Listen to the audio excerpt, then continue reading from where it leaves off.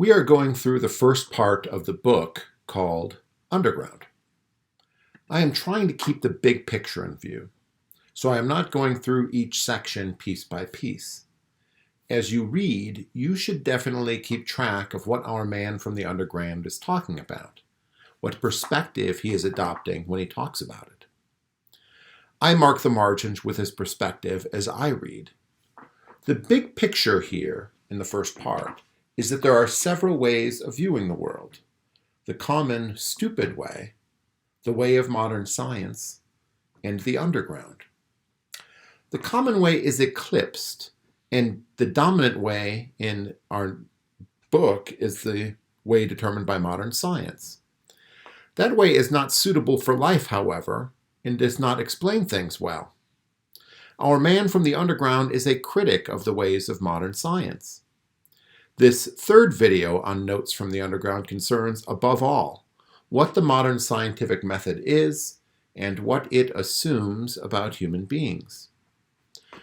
The man from the underground, as we learn near the end of part 3, is a rebel to the ways of modern science. When it is clear that he is rebelling, those advocates of 19th century respectability shout at him, "You can't rebel! It's 2 times 2 is 4. Nature doesn't ask your permission. It doesn't care about your wishes, or whether you like its laws or not. You're obliged to accept it as it is, and consequently, all its results as well. And so a wall is indeed a wall." Our man from the underground does not deny that a stone wall presented by the laws of nature will be difficult to break down. Yet he is unreconciled to living life with the barriers of these stone walls. These stone walls are the predictable ways as determined by modern science. The sophisticated man of the 19th century proves unable to act because the idea is that he is acted upon, as we saw last time. These parts, part 4 and following, are all a dialogue between our man from the underground, the man from modern science, and the normal or common man. The dialogue appears to be madness within the mind of the man from the underground. Consider the ability to act.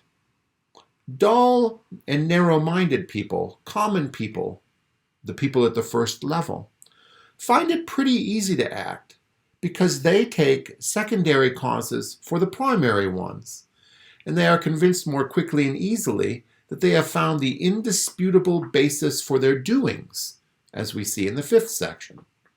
They don't see very clearly, but that helps them act.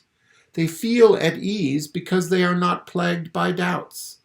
The very fact that they lack philosophic wisdom or some such thing makes it easier to act. The sophisticated man of the 19th century always wonders whether he has found the real or primary cause where human beings can be certain and have no doubts. His philosophy plagues his action and even his ability to act. This is what our man from the underground says.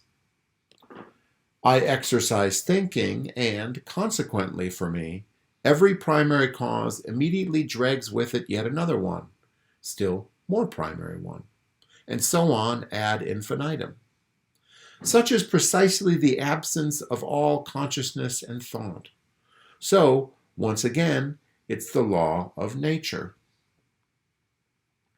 If our man from the underground could be carried away by feelings without reasoning, without knowing a primary cause, if our man could start hating or could fall in love, he would despise himself for acting irrationally like a common man. This characteristic plaguing doubt our man from the underground shares with the sophisticated man of the 19th century. His divergence from the sophisticated man of the 19th century is seen in parts 7 through 10, where our man from the underground engages in a continuous dialogue with the sophisticated man of the 19th century, who puts forward a statistical, scientific understanding of human life. Let us focus now on what the world of modern science is as a social teaching.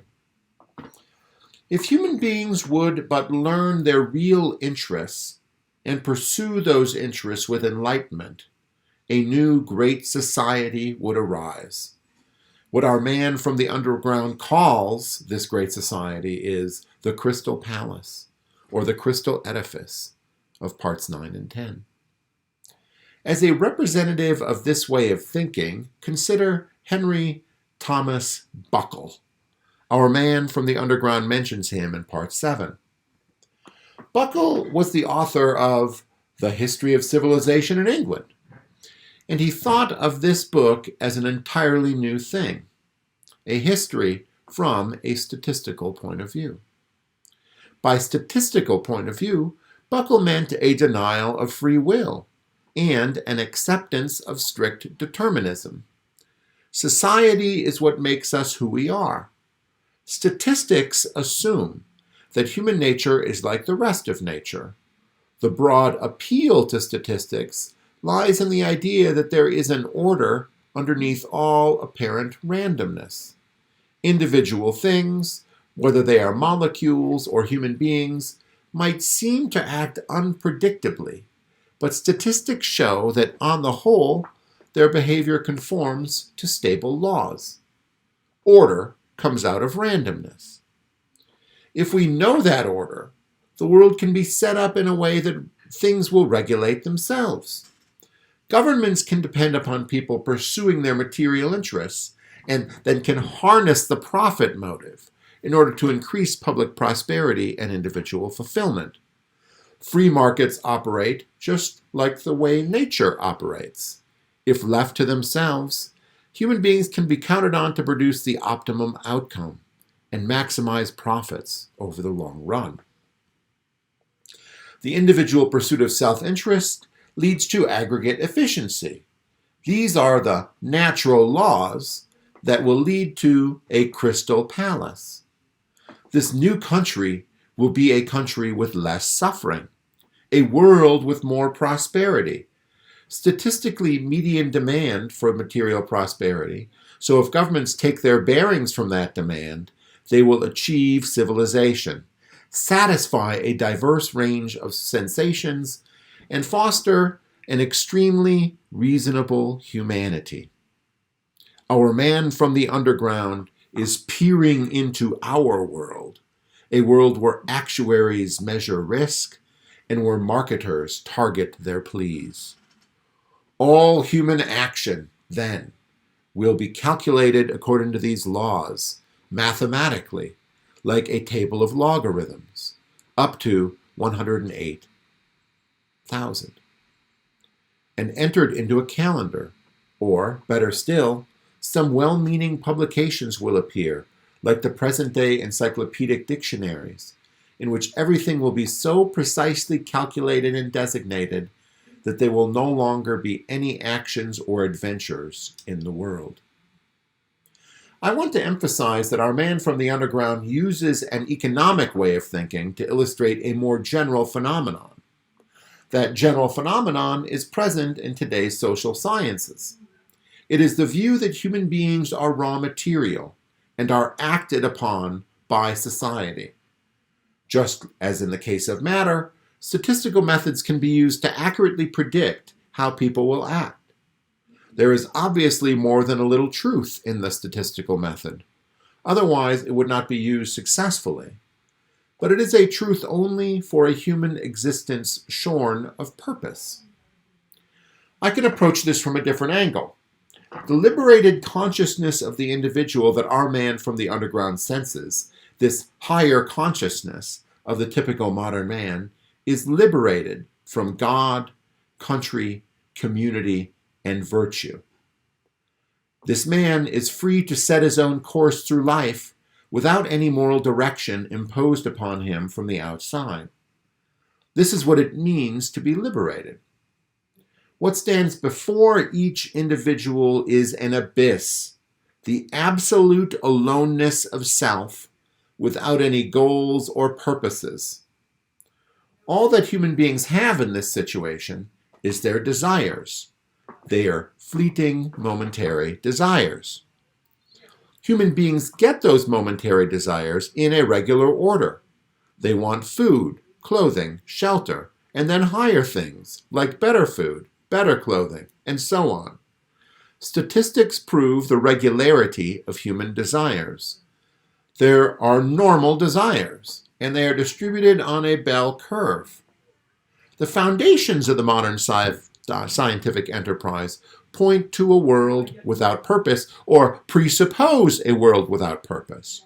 But the masses find respite and relief in hopes for progress in the regularity of desire. They define progress as the ever greater satisfaction of their momentary desires.